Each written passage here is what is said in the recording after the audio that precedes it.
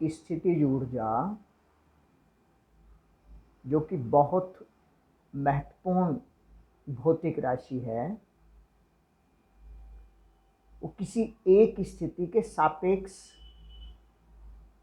आकलित की जाती है। जैसे हाई स्कूल की अगर हम बात करें, पृथ्वी तल स्थितिज ऊर्जा 0 मानकर हम चले। m द्रव्यमान की वस्तु यहाँ रखी है, तो यहाँ इसकी स्थितिज ऊर्जा 0 हमने ले ली है।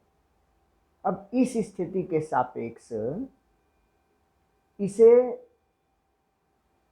बाह्य बल लगाना हुआ है हमें, क्योंकि स्थितिज ऊर्जा केवल वहां होती है जहां बल लगा हुआ हो।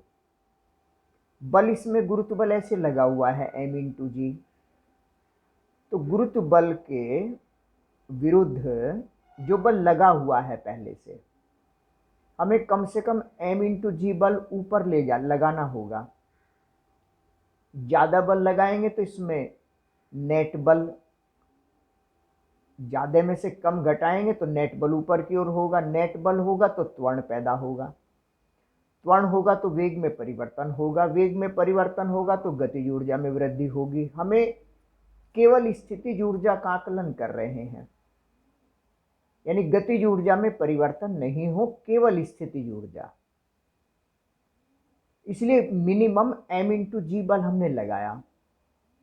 नियत बल है, चूंकि ये नियत बल लगा हुआ है,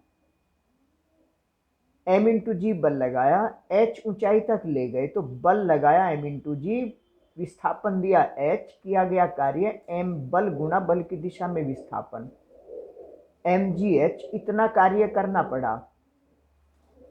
तो ये कार्य उसकी स्थितिज ऊर्जा में बदल जाएगा, चूंकि गतिज ऊर्जा नहीं बदली है।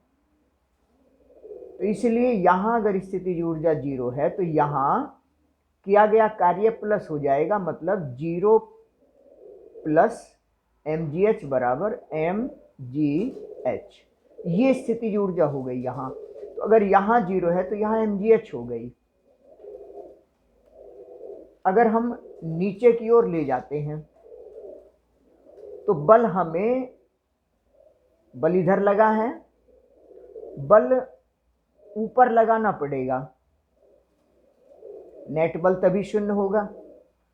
तो नेट बल हमने ऊपर लगाया और विस्थापन इधर दिया, तो इस बल का इस दिशा में घटक -mg हो जाएगा, या यूं कहिए कि बल की दिशा में विस्थापन -h हो जाएगा। तो दोनों एक ही बात है, बल लगाया और विस्थापन इधर है, तो बल गुणा बल की दिशा में विस्थापन होता है। तो या तो हम बल को, इस बल का मान इधर निकालेंगे, या इस विस्थापन का मान इधर निकालेंगे। इस बल का मान इधर -mg, या इस विस्थापन का मान इधर -h। तो यहाँ कार्य -mg गुणा h हो गया, इसलिए यहाँ स्थितिज ऊर्जा -mgh हो गई। ये बेसिक कॉन्सेप्ट है स्थितिज ऊर्जा का। जैसे गुरुत्वीय स्थितिज ऊर्जा निकालनी है अधिक ऊंचाई होने पर, अभी जो हम बात कर रहे थे वो h ऊंचाई कम थी जहां गुरुत्व त्वरण का मान नहीं बदलता था, पर चूंकि हम जानते हैं पृथ्वी तल से ऊपर जाने पर g का मान बदलता जाता है। तो अगर बहुत अधिक ऊंचाई तक फेंकना हो, ले जाना हो, और वहां स्थितिज ऊर्जा का आकलन करना हो, तो फिर हमें देखना पड़ेगा कि g का मान भी बदल रहा है, मतलब m×g का मान भी बदल रहा है। तो ऐसी स्थिति में यहां ये पृथ्वी द्रव्यमान m, त्रिज्या r, केंद्र O मान लिया, पृथ्वी के केंद्र से r दूरी पर यहां मान लीजिए m द्रव्यमान की वस्तु रखी है। अनंतता पर चूंकि बल 0 होता है, हम जानते हैं कि गुरुत्वाकर्षण बल अगर यहां वस्तु रखी है तो बल होता है g m1m2/r², और ये दूरी हमने पृथ्वी के केंद्र से x मान ली। कहीं भी अगर r दूरी पर रखा है m द्रव्यमान का पिंड, तो स्थिति जो बल लगेगा यहाँ GME m/r²। और अगर x दूरी की बात करें कि पृथ्वी के केंद्र से x दूरी पर है, यहाँ मान लीजिए पिंड रखा हुआ है, तब यहाँ बल लगेगा GME m/x²। ये x हमने इसलिए माना है क्योंकि हमें यहाँ से यहाँ तक लाने में कार्य निकालना है। x हो या r हो, अगर इसका मान इनफाइनाइट होगा, अनंत होगा, तो अनंत का वर्ग अनंत, अनंत से भाग देंगे 0, यानी यहाँ बल का मान 0 होता है। तो अनंतता पर अगर कोई m द्रव्यमान का पिंड है तो इस पर लगा हुआ बल 0 हो गया, और 0 यहीं पर हमने स्थितिज ऊर्जा को 0 मान लिया। अगर यहाँ स्थितिज ऊर्जा 0 है तो हमें यहाँ से, और मान लीजिए यहाँ निकालनी है, तो यहाँ से यहाँ तक लाने में कार्य निकालना पड़ेगा। और चूंकि बल का मान लगातार परिवर्ती है, इसीलिए बल भी बदल रहा है दूरी के साथ साथ, तो हमें इंटीग्रेशन का सहायता लेनी होगी। बल का सूत्र है F D x, integration F D x, ये कार्य का सूत्र है। तो देखिए dx दूरी पर अगर किसी समय है, यहां से यहां तक आना है, यहां मतलब x का मान इनफाइनाइट हो जाएगा, यहां तक आना है मतलब x का मान r हो जाएगा अगर हम r दूरी पर बात करें। यानी x दूरी इसलिए हमने ली है क्योंकि यहां से यहां तक लाना है, और x का मान यहां अनंत होगा और यहां r होगा। तो अनंता और r दूरी, इसके बीच में कहीं भी एक कोई x दूरी x मान लेते हैं, और यहीं से dx दूरी खिसकाने में कार्य निकालेंगे, और फिर टोटल कार्य के लिए इंटीग्रेशन करेंगे। तो क्या किया गया है कि लिमिट्स का कहाँ से कहाँ तक होंगी, x का मान यहाँ इनफाइनाइट होगा और यहाँ r होगा। तो देखिए हमने इनफाइनाइट टू r ये कार्य लिख दिया है, GME m/x²।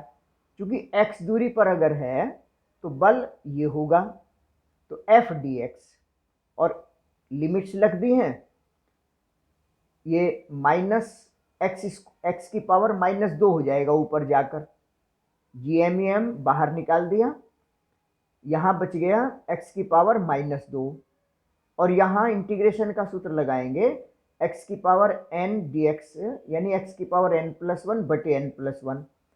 तो जैसे ही -2 +1 करेंगे तो ये -1 हो जाएगा, इसलिए यहाँ ये हमने लिख दिया है। एक लाइन और बढ़ा के कर लेंगे अपने हिसाब से, x की पावर -2 + 1 बटे -2 + 1, और देखो ये -2 + 1 मतलब -1, तो इसलिए तो माइनस आ गया साइन, और -2 + 1 x की पावर -1 मतलब 1/x, तो इसलिए यहाँ -1/x हमने लिख दिया सीधे। बस ये पहले x का मान ऊपर वाली लिमिट का भरते हैं, फिर माइनस नीचे वाली का, तो 1/r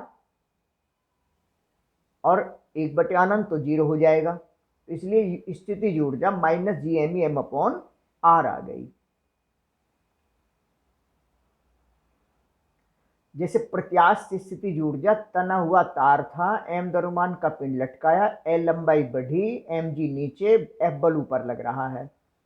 यहाँ स्थितिज ऊर्जा 0 मान ली, l लंबाई बढ़ाने में बढ़ चुकी है, तो यहाँ स्थितिज ऊर्जा निकालनी हो, खिंचे हुए तार की स्थितिज ऊर्जा, प्रत्यास्थ स्थितिज ऊर्जा, तो यहाँ बल लगेगा कितना, F बराबर, यहाँ देखो y जो यंग प्रत्यास्थता गुणांक होता है वो प्रतिबल बटे विकृति होता है, तो F का मान निकाल लिया हमने।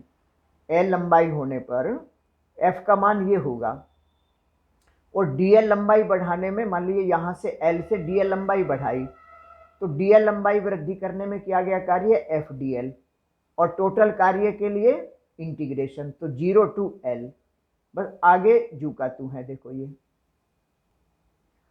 स्प्रिंग है, जीरो स्थिति में है, सामान्य है, पिंड लटकाया, लंबाई बढ़ गई x मान लीजिए, तो बल लगेगा ऊपर की ओर, लंबाई में वृद्धि नीचे की ओर हुई है।